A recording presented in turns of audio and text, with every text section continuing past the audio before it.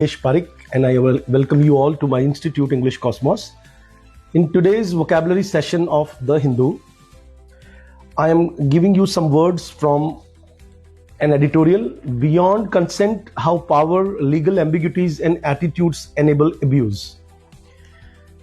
ये आर्टिकल है Epstein file के ऊपर, लेकिन एक बुक को लेकर के है कि क्या कंसेंट क्या होता है और अलग अलग देशों में कंसेंट की क्या डेफिनेशंस हैं और इसकी वजह से कितनी एम्बिग्यूटीज यानी कि दुविधाएं क्रिएट हो जाती हैं, डबल मीनिंग आ जाते हैं कि अब्यूज जो है वो पॉसिबल हो पाता है।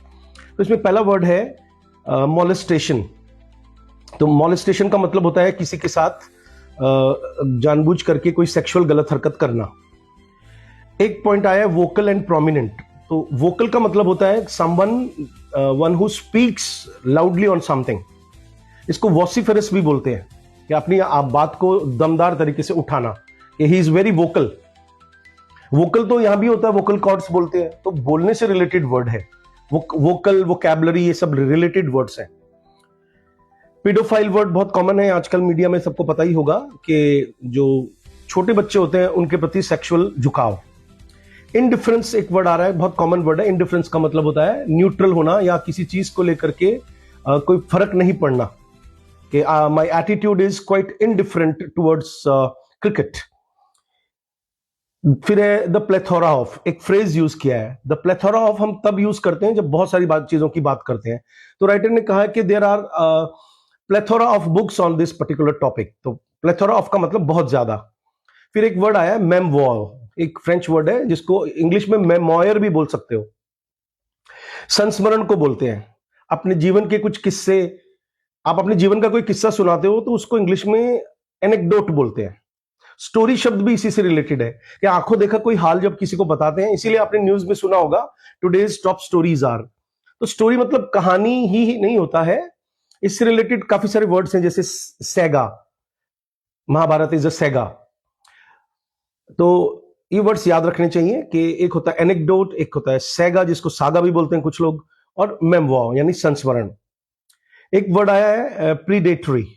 तो प्रीडेटरी लाइसेंस करके एक फ्रेज यूज किया है इन्होंने, कि जो लोग बहुत ज्यादा सेक्सुअल अब्यूज करते हैं लोग छोटे बच्चों के साथ में पर्टिकुलरली, उनके अंदर एक प्रीडेटरी या प्रेडेटरी का मतलब होता है शिकार करने की जो मानसिकता होती है, कि वो शिकार करते रहते हैं कि कैसे उस बच्चे को हम फंसाएं, कब अकेला देखें उसको। लायजन का मतलब होता है इलीगल या इलेजिटिमेट रिलेशनशिप्स। फिर एक वर्ड यूज किया है इनहेरेंटली।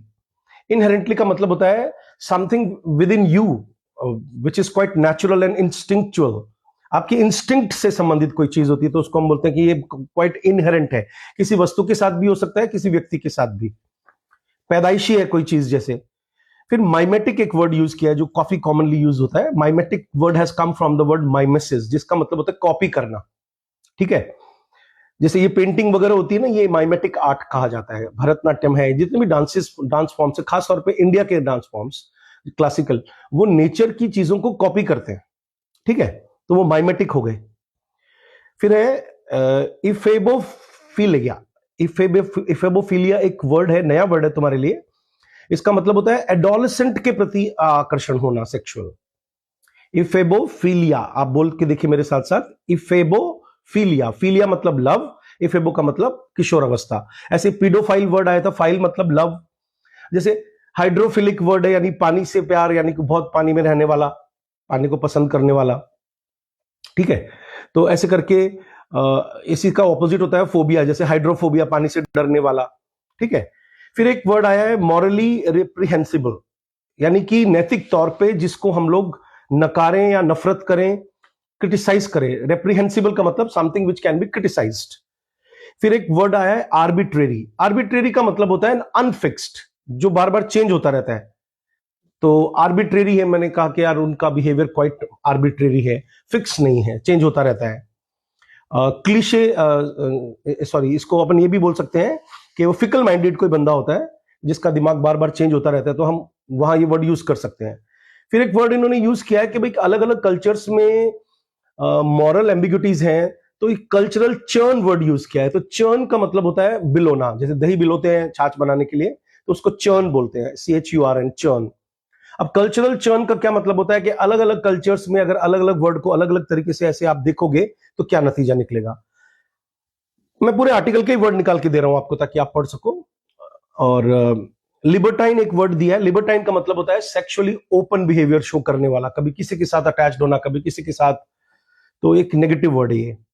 मैलेबल, तो डक्टाइल और डक्टिबिलिटी और मेलेबिलिटी वर्ड हमने बचपन में पढ़े हैं कि आप कैसे ढल जाते हो, आप कैसे सोसाइटी के अनुसार ढल जाते हो। वैसे तो ये धातु के लिए यूज होता है कि किसी धातु को पीट करके अगर आप उसको चादर में यानी उसका एक पतला शीट बना सकते हो, तो हम बोलेंगे कि ये जो मेटल है वो मेलेबल है। फिर है न्यूएंस्ड, एक वर्ड आया है, तो एक सटलिटी, SUBTLE को सटल बोलते हैं इंग्लिश में। तो सटल एंड न्यूएंस इंग्लिश में दो वर्ड्स हैं, बहुत कॉमनली है। बारीकियां किसी चीज की, कि यार अब सेक्सुअल अब्यूज को किस तरीके से देखें, क्योंकि इसमें बहुत सारे न्यूएंसेस हैं। ठीक है, अभी आपको याद होगा कि राकेश बेदी ने धुरंधर फिल्म के अंदर रणवीर सिंह की जो पत्नी बनती है, वो जो लड़की है उसका नाम मैं भूल गया, उसको एक जगह पर गले लगाया था किसी स्टेज के ऊपर। तो नेटिजन्स यानी कि सोशल मीडिया पे बहुत हाहाकार मच गया था कि इसने गलत तरीके से छुआ है। तो वो एक बड़ा न्यूएंस्ड है कि फिर उसने एक्सप्लेन किया, उसके लिए बेचारे ने वीडियो बनाया कि यार वो मेरी बेटी जैसी उम्र की है और हमने पूरे फिल्म में लगातार एक्टिंग के दौरान हमने बाप बेटी की एक्टिंग की है, तो आपको ऐसा क्यों लगा, मैंने उसको इस तरीके से नहीं छुआ, आपको लगा होगा। इसका मतलब है कि बड़ा एक, और क्या पता छुआ भी हो, है ना। तो बड़ा न्यूएंस्ड है, बारीकी है, कैसे हम देखें किसी चीज को, कैसे समझें, बहुत बारीक को न्यूएंस्ड बोलते हैं। और एक बहुत कॉमन वर्ड आ रहा है जो अभी CDS में भी पूछा गया था, कैटेगोरिकली। अब कैटेगरी से एक वर्ड बनता है कैटेगोरिकली, लेकिन आपको ताज्जुब होगा कि कैटेगरी का मतलब तो होता है कि खांचे में बांटना, लेकिन कैटेगोरिकली का मतलब होता है इंग्लिश में स्पष्ट रूप से। हम जब बोलते हैं ना कि यार it is categorically an abuse, इसका मतलब है कि स्पष्ट रूप से एक अब्यूज है। तो कमेंट सेक्शन में जरूर लिखिएगा कि क्या ये सेशन सही जा रहे हैं, और आप प्लीज इसे सब्सक्राइब जरूर करें देखने के बाद, और पूरा वीडियो देखा करें। Thank you very much.